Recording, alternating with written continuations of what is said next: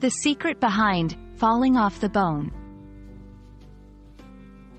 Hello, everyone. Welcome to our English learning journey. Today, we're diving into a deliciously descriptive phrase that you might come across in English-speaking countries, especially in the context of food. We're talking about falling off the bone. Let's explore what this phrase means, where you might hear it, and how you can use it in your conversations. Stay tuned to become more fluent with this tasty expression. When someone mentions that meat is falling off the bone, they're describing a dish cooked so tenderly and perfectly that the meat separates from the bone with very little effort. It's a sign of well-cooked meat, especially in dishes like ribs, chicken, or slow-cooked roasts. This phrase evokes a sense of mouth-watering tenderness and flavor, suggesting the meat is cooked to perfection. This phrase is most commonly used in culinary contexts. It's a favorite descriptor in restaurant menus, cooking shows, and recipe books to convey the quality and texture of the meat.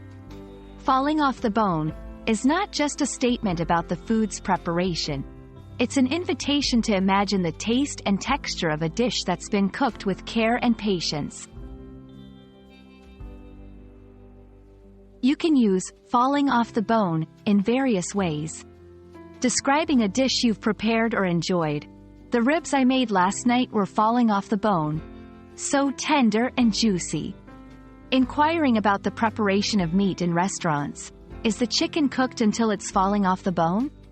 Writing reviews or recommendations. I highly recommend their slow-cooked pork. It's literally falling off the bone.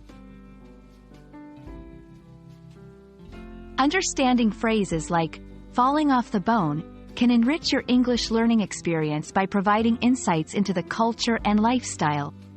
Food is a significant part of culture, and knowing how to describe it accurately can help you connect more deeply with native speakers and their traditions.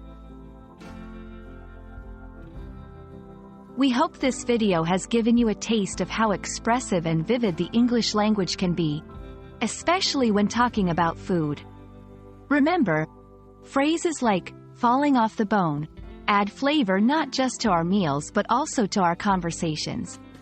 Keep exploring and incorporating such expressions into your dialogues to make your English more natural and engaging. Until next time, happy learning, and may all your meals be deliciously tender.